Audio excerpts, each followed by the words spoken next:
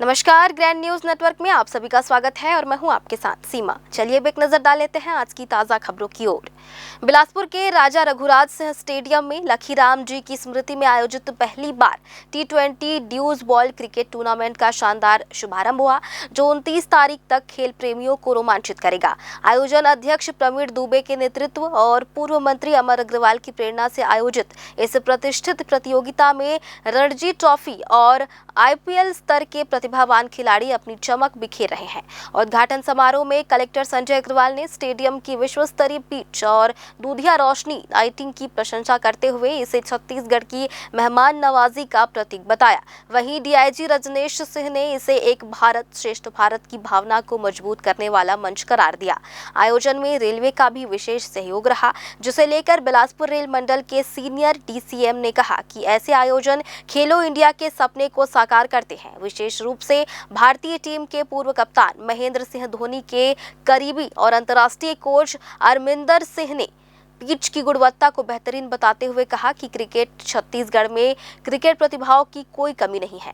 और अंतर्राष्ट्रीय कोच अमरिंदर सिंह ने पिच की गुणवत्ता को बेहतरीन बताते हुए कहा कि छत्तीसगढ़ में क्रिकेट प्रतिभाओं की कोई कमी नहीं है, बस उन्हें सही कोचिंग और ऐसे बड़े मंचों की आवश्यकता है। यह टूर्नामेंट न केवल खिलाड़ियों को अपनी क्षमता दिखाने का अवसर दे रहा है, बल्कि प्रदेश की खेल संस्कृति को भी नई ऊंचाइयां प्रदान कर रहा है। ये बहुत ही अच्छा आयोजन है और जैसा हम देख रहे हैं कि स्टेडियम भी बड़ा खूबसूरत सा हो गया है। यहाँ 8 टीमें आकर के अभी 9 दिनों का जो मैच है वो यहाँ पे खेल रहे हैं और इसमें सभी टीम उसमें अधिकांश खिलाड़ी रणजी और कुछ खिलाड़ी IPL खेले हुए खिलाड़ी लोग हैं और कुछ लोग तो पहली बार छत्तीसगढ़ आए हैं, बिलासपुर पहली बार आए हैं। मुझे लग रहा है कि बहुत ही अच्छा आयोजन ये हो रहा है और खिलाड़ी जो भी यहाँ पे आए हैं और खिलाड़ी के साथ जो भी कोचेस आए हैं वो छत्तीसगढ़ को बहुत पसंद करेंगे और आने वाले समय में जब कभी भी उनको अवसर मिलेगा फिर वो आना चाहेंगे। इस अवसर पे मैं सभी खिलाड़ियों को बहुत शुभकामनाएं देता हूं, बधाई देता हूं। बहुत अच्छा खेल वो यहाँ पे दिखाएं। यहाँ पे दर्शक बहुत एंजॉय करते हैं खेलों को। मेरी शुभकामनाएं सभी खिलाड़ियों के साथ। खेल जो भी होता है वो संस्कृति का आदान प्रदान होता है, इंटरचेंज होता है, आपस में एक्सचेंज होते हैं। तो इसमें हमारे पूरे भारत से खिलाड़ी आ रहे हैं, वो उनकी संस्कृति को हम लोग नज़दीकी से देखते हैं, वो यहाँ पर देखते हैं। जैसे कि आप सभी देख रहे होंगे, एक भारत श्रेष्ठ भारत की जो थीम है उस पर हमारे यहाँ भी गुजरात की पुलिस की टीम आई है, हमारे यहाँ टीम वहाँ गई हुई है। इस प्रकार से ये एक बहुत ही शानदार आयोजन है। जिस तरीके से यहाँ का पूरा एटमॉस्फेयर लग रहा है बहुत पॉजिटिव है, लोग बहुत एंजॉय करेंगे। पूरे आयोजन करता जो टीम है उनको मैं बहुत बहुत बधाई देता हूँ, शुभकामनाएँ देता हूँ और जितनी टीमें आई हैं उनको बहुत बधाई देता हूं, उनको शुभकामनाएं देता हूं और एक बहुत शानदार सफल आयोजन होगा। इसकी यादगार यहाँ पे आए हुए सभी खिलाड़ी इसको लेके जाएंगे। नहीं, बहुत अच्छा है।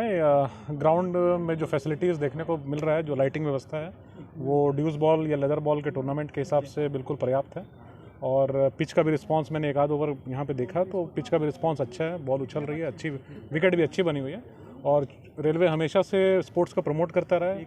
यहाँ तक कि प्री इंडिपेंडेंस या पोस्ट इंडिपेंडेंस भी जब कोई एवेन्यूज़ नहीं था तो रेलवे हमेशा स्पोर्ट्स कोटा के माध्यम से काफ़ी एम्प्लॉयमेंट जनरेट करती थी, आज भी कर रही है। तो बहुत सारे प्लेयर्स भी हैं जो रेलवे से कहीं ना कहीं वास्ता रखते हैं और उससे जुड़े हुए हैं। आयोजन मंडल में भी काफ़ी लोग हैं जो रेलवे से संबंधित है।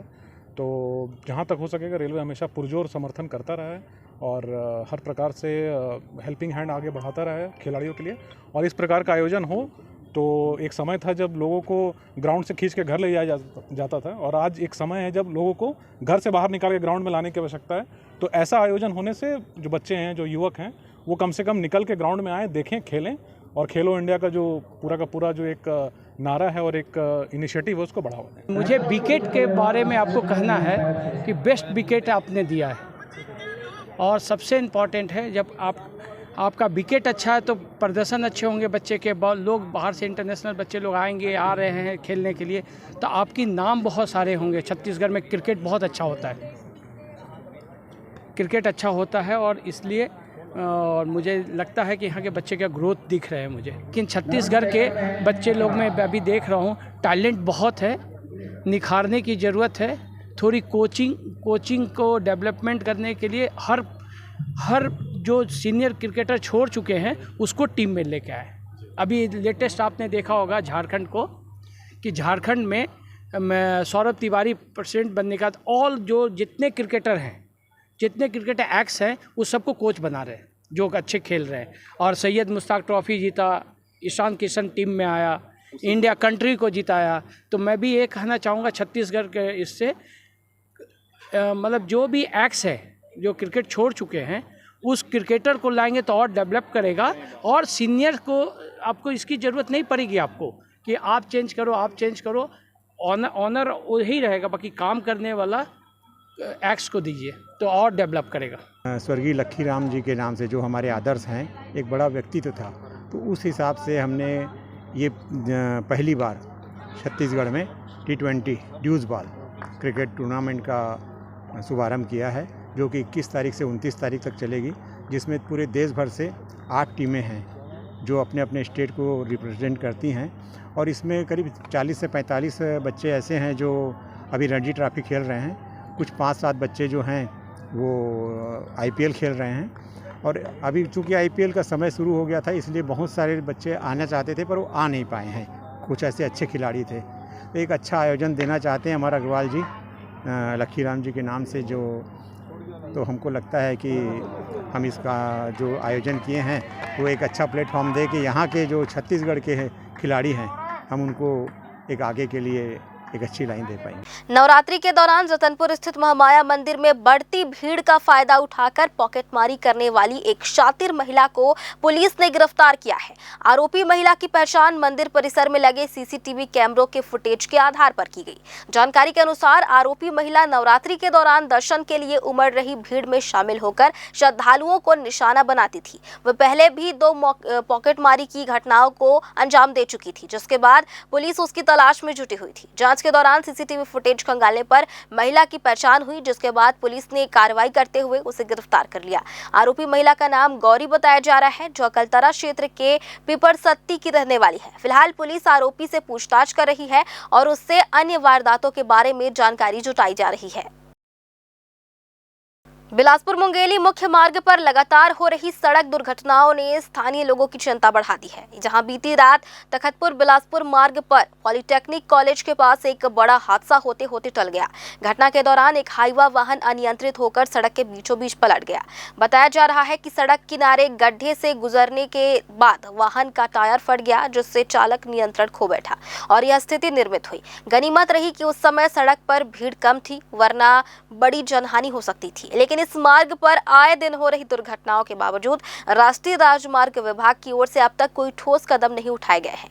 बिलासपुर से तखतपुर के बीच कई स्कूल, अंधे मोड़ और छोटी पुलिया मौजूद है, जहां संकेतन बोर्ड और चेतावनी चिन्हों की सख्त जरूरत है। साथ ही सड़क पर मवेशियों का जमावड़ा भी दुर्घटनाओं का एक बड़ा कारण बन रहा है। जांजगीर चांपा जिले के पामगढ़ थाना क्षेत्र अंतर्गत ग्राम व्यासनगर में उस वक्त सनसनी फैल गई जब एक किराना दुकान के बाहर मामूली विवाद ने हिंसक रूप ले लिया और सरेआम गोली चल गई। घटना की जड़ में पंकज कश्यप और शैलेंद्र साहू के बीच पुराना एक्सीडेंट का विवाद बताया जा रहा है, जो हिमांशु किराना स्टोर के सामने बहस में तब्दील हो गया। इस दौरान दुकान संचालक हिमांशु श्रीवास द्वारा झगड़ा करने से मना करने पर मामला और बिगड़ गया और दोनों पक्षों के बीच गाली गलौज के साथ साथ पत्थरबाजी शुरू हो गई। अपने घर और दुकान पर पत्थरों की बौछार से आक्रोशित होकर हिमांशु के भाई गुलशन श्रीवास ने, जो आर्मी सिग्नल कोर के हवलदार के पद से 2 साल पहले ही सेवानिवृत्त हुआ था, अपनी लाइसेंसी रिवॉल्वर निकाल ली और पंकज कश्यप पर फायरिंग कर दी।